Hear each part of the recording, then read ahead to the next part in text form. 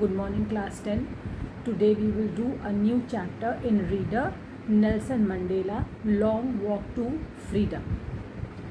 This is a chapter in which we are going to read how the blacks living in South Africa, how they were ill-treated because at that time the policy of apartheid was followed, and how Nelson Mandela struggled to bring equality, to bring freedom to all. This is a very interesting chapter, a very informative chapter. Let us read and enjoy. Before you read, apartheid is a political system that separates people according to their race. Can you say which of the three countries named below had such a political system until very recently? Have you heard of Nelson Mandela? Mandela and his African National Congress spent a lifetime fighting against apartheid. Apartheid was the policy of racial discrimination. Mandela had to spend 30 years in prison. Finally, democratic elections were held in South Africa in 1994, and Mandela became the first black president of a new nation. In this extract from his autobiography, Long Walk to Freedom, Mandela speaks about a heroic occasion, the inauguration. Can you guess what the occasion might be? Check your guess with this news item of 10th May 1994. Mandela becomes South Africa's first black president. Nelson Mandela has become South Africa's first black president after more than 3 centuries of white rule. Mr. Mandela's African National Congress Party won 252 of the 400 seats in the first democratic elections of South Africa's history. The inauguration ceremony took place in the Union Buildings Amphitheatre in Pretoria today, attended by the politicians and dignitaries from more than 140 countries around the world. Never, never again will this beautiful land experience the oppression of one by another, said Nelson Mandela in his address.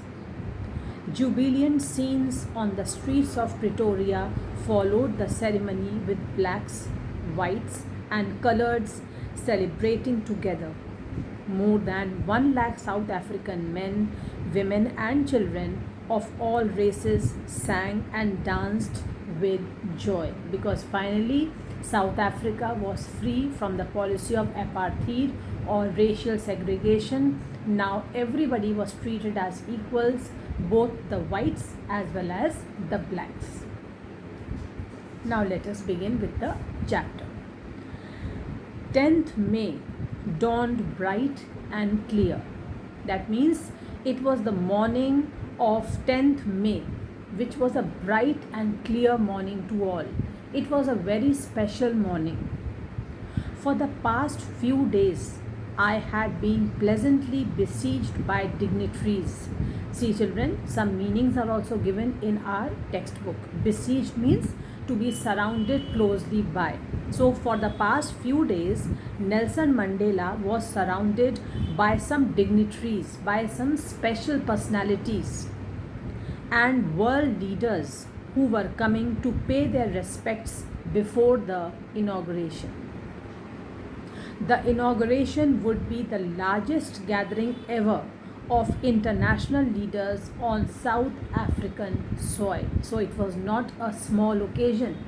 It was a great day. It was a very special day because people from all around the world, dignitaries from all around the world had come to attend the inauguration on the South African soil.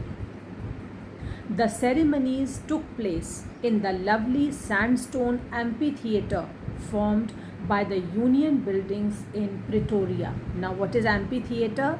It's a building without a roof with many rows of seats rising in steps. Like it is an auditorium, you can say, which has a series of steps and it has no roof.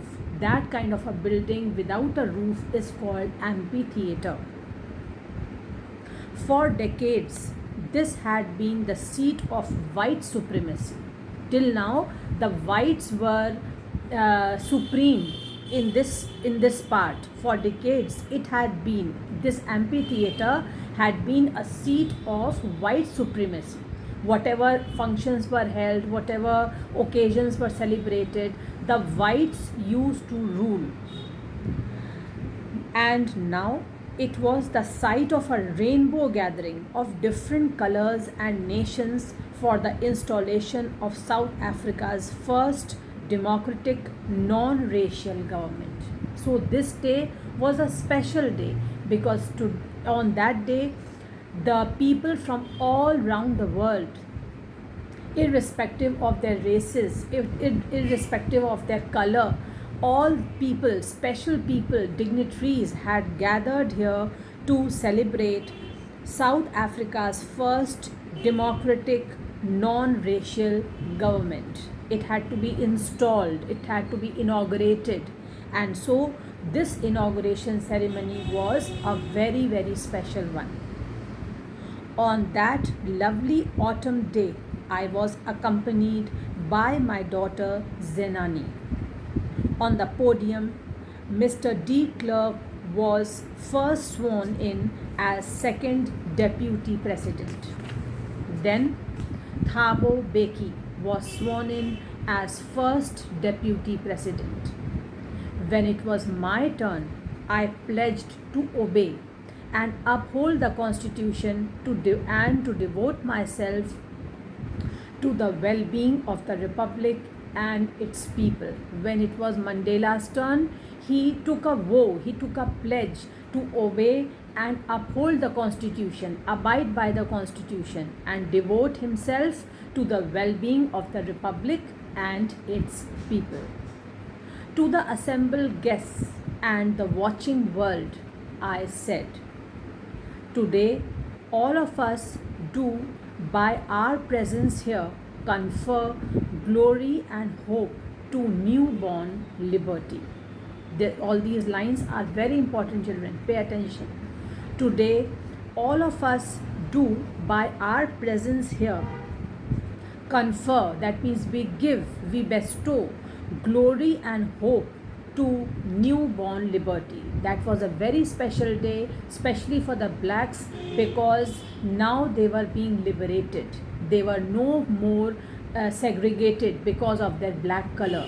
They were now equals. So it was a day when glory and hope was, you can say, the people were looking forward with hope in their eyes to the newborn liberty that the people of South Africa were experiencing.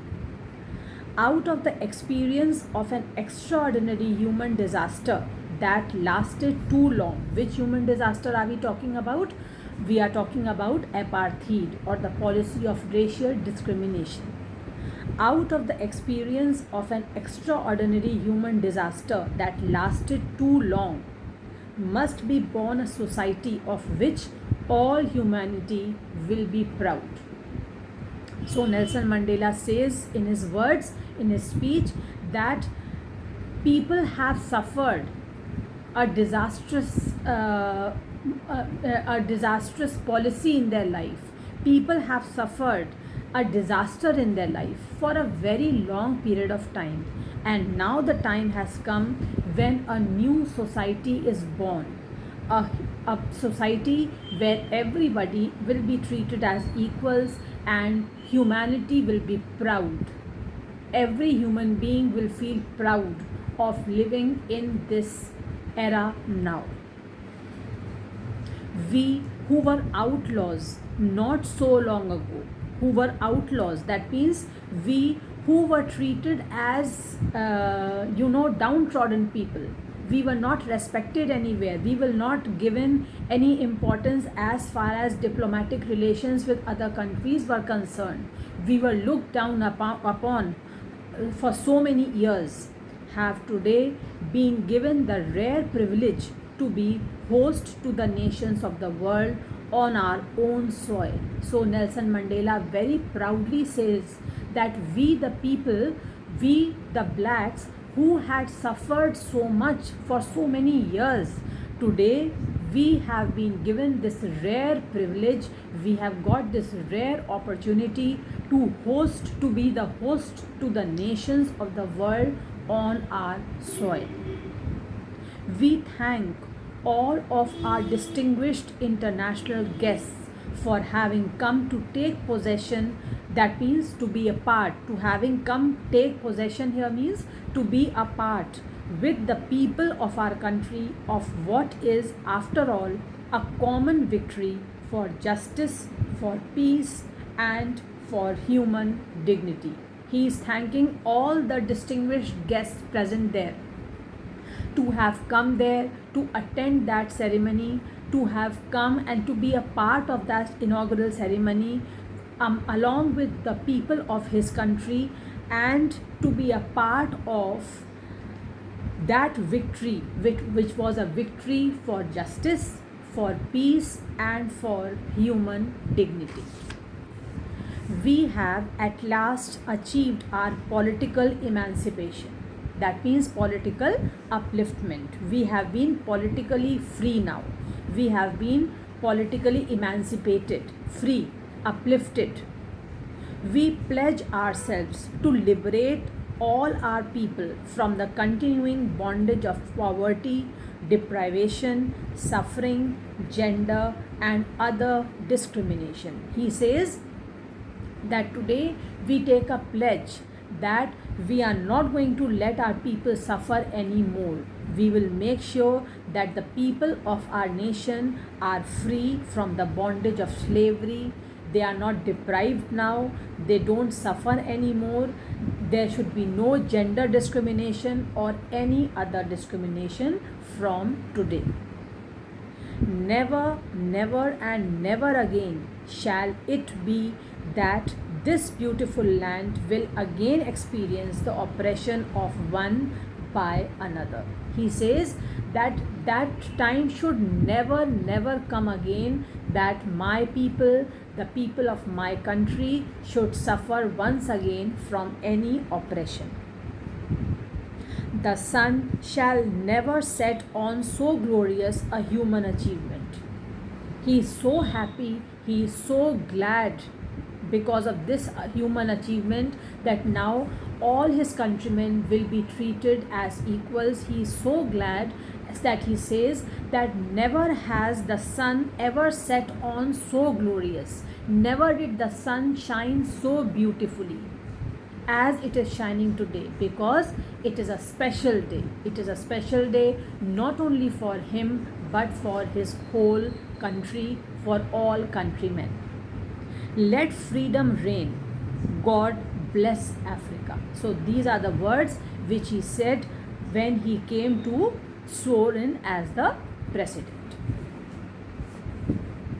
A few moments later, we all lifted our eyes in awe as a spectacular array of South African jets, helicopters, and troop carriers roared in perfect formation over the Union buildings.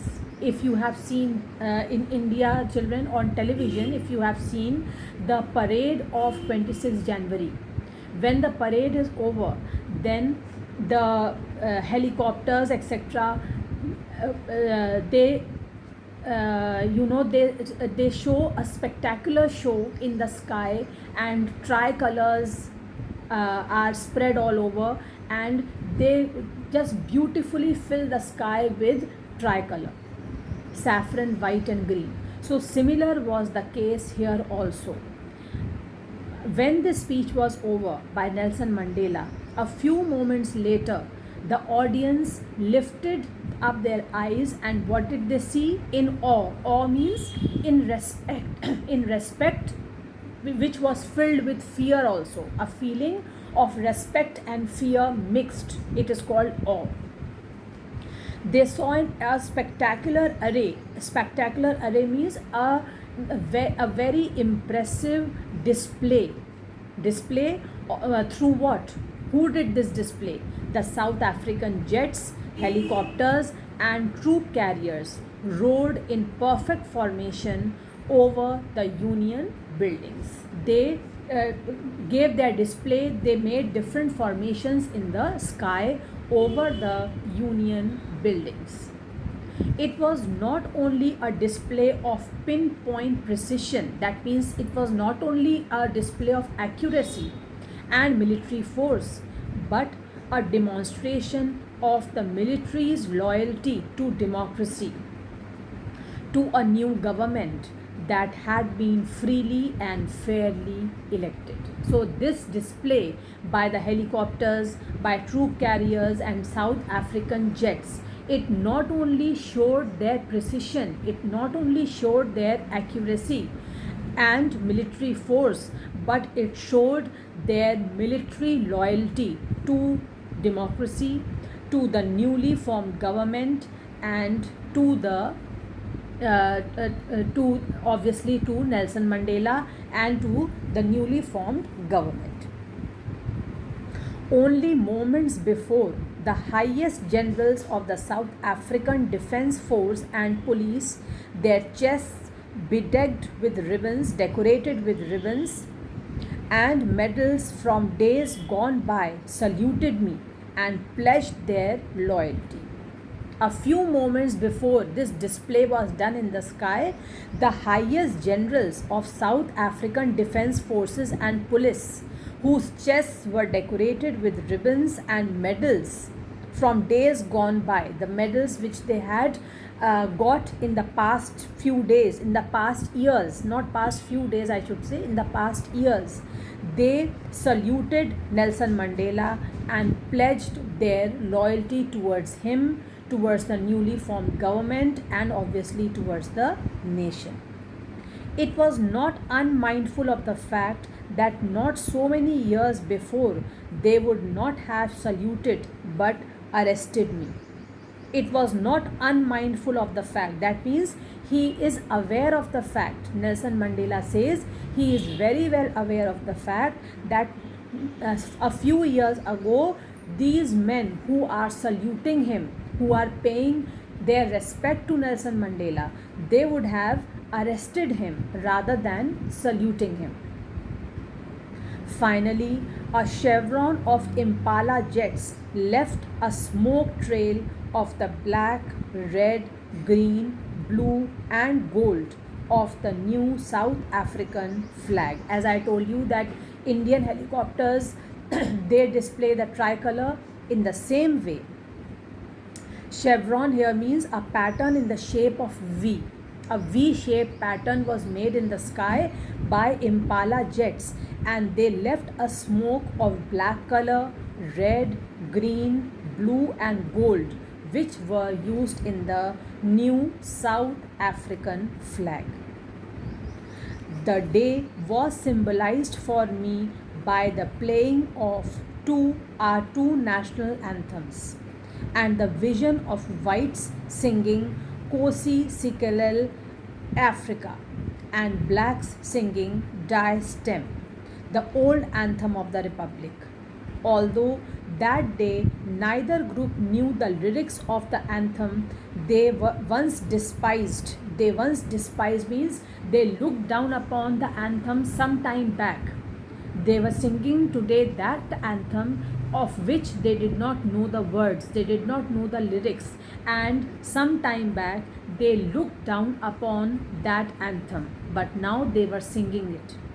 They would soon know the words by heart. Nelson Mandela says that since it was new to them, they did not know the lyrics earlier, they despised it, they looked down upon it, but very soon when they will sing it regularly, very soon they are going to learn it by heart. Now, why two anthems were sung here? So because they were symbolizing equality of the blacks and the whites. Both the anthems were sung because they were symbolizing the equality of the blacks and the whites. On the day of the inauguration, I was overwhelmed with a sense of history. In the first decade of the 20th century, a few days after the bitter Anglo-Boer War and before my own birth, the white-skinned peoples of South Africa patched up their differences and erected a system of racial domination against the dark-skinned people of their own land. Now see, what is Mandela doing now? He is thinking of those days. See, in the first line, on the day of the inauguration, I was overwhelmed with a sense of history. He is recalling his history. He is recalling the history of his country. He is thinking that in the first decade of the 20th century, a few days after the bitter Anglo-Boer War, that is the South African War, and even before his birth, the white-skinned people used to dominate the dark-skinned people of their own land. The structure they created formed the basis of one of the hardest, most inhumane societies the world has ever known. The structure that they had made, that means the system that they had developed in South Africa, it was one of the harshest and the most inhumane. It was that means they treated the blacks so badly that it has been called as the harshest and the most inhumane societies the world had ever seen.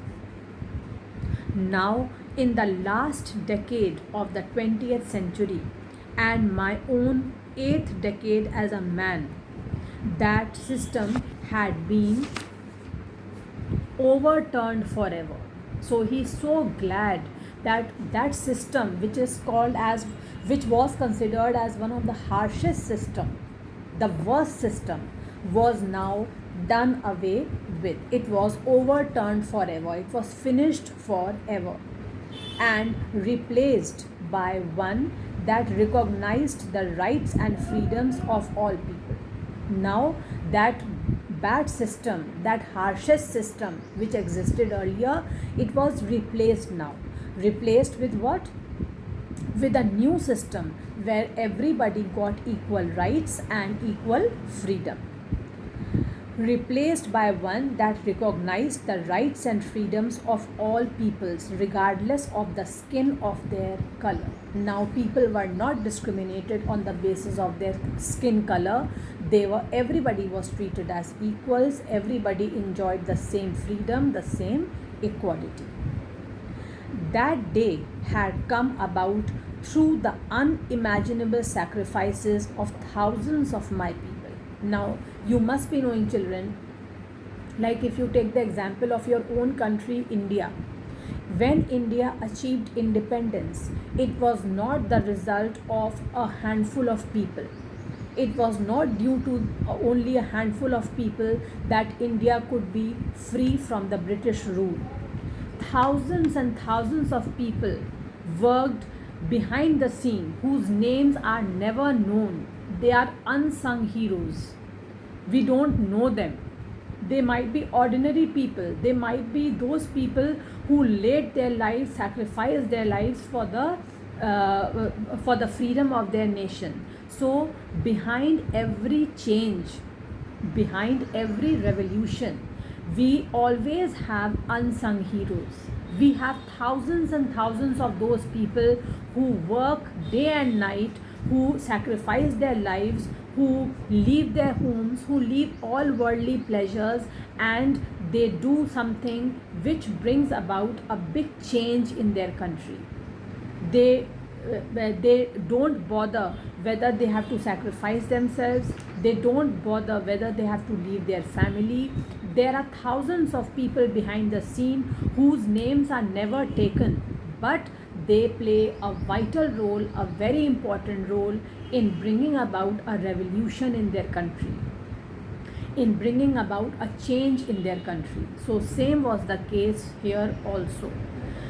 Nelson Mandela says that day had come about through the unimaginable sacrifices. This day, that day here means the day when people have got equality, when people are enjoying freedom. Now they will not be oppressed, now they will not be racially discriminated. Such a great day has come due to unimaginable sacrifices of thousands of my people whose suffering and courage can never be counted or repaid. Can we count the sacrifices which our Indians had done to bring about Indian independence? No, we can't pay that. We can't thank them in words. Their sacrifices were so great that we can't thank them in a few words. Those sacrifices can't be repaid. Similarly, Nelson Mandela says that South Africa is enjoying this great day. This great day has come in the life of his people due to the unimaginable sacrifices which thousands of his countrymen have given, and those sacrifices cannot be counted or repaid. I felt that day, as I have on so many other days, that I was simply the sum of all those African patriots who had gone before me. He says, I am reading this again. I felt that day as I have on so many other days. That means he is expressing his feelings, how he is feeling, not only on that day, but earlier he has also felt that I was simply the sum of all those African patriots who had gone before me. He says that so many great people, so many African patriots have gone before him. They have sacrificed their lives before him, and he is just acting as their one representative. He is just one sum of all those African patriots. He is just standing in front of the people representing those thousands of heroes who have sacrificed their lives so that South Africa could see this great day. I was simply the sum of all those African patriots who had gone before me. That long and noble line ended. That long and noble line of South African patriots have ended, and now began again with me. Now a new line has begun. Their turn is over. Their line has ended. They have played a very vital role in bringing about freedom and liberty for South Africans. Now it's our turn. Now our line begins. Now it's our turn to do something for the benefit of our nation, to sacrifice our lives if required for the benefit of our nation, to do whatever we can do for the countrymen. That long and noble line ended and now began again with me. I was pained that I was not able to thank them, and that they were not able to see what their sacrifices had wrought. Very beautiful lines, children. See, he says that I was pained when I think about those heroes, when I think about those great patriots. I don't feel very happy. I don't feel happy. I have pain in my heart. Why? Not because they have gone. It's okay. He is pained that they have gone. They are not there today. But he is pained because he says that I was not able to thank them. I was not able to thank them personally. So I feel very sad. I feel so pained. And that they were not able to see what their sacrifices had wrought. Wrought means achieved. Secondly, he is pained because he says that today those great heroes, those great patriots of South Africa, they are not present there to see how great, what a great day had come only because of their sacrifices. They are not there to witness the great inauguration ceremony which is taking place. They are not able to see the fruits of their sacrifices. They are not present there to see the fruits of their hard work. So he is missing them greatly.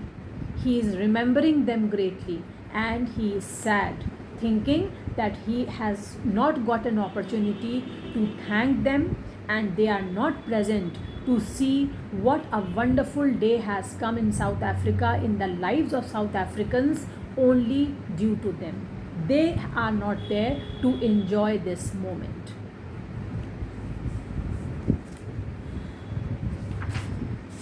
Now, children, I suppose I must stop here. And in my next class, we are going to continue from where we have stopped. Read this much very carefully, and if you have any query, you can message me on my personal WhatsApp number. Thank you, children.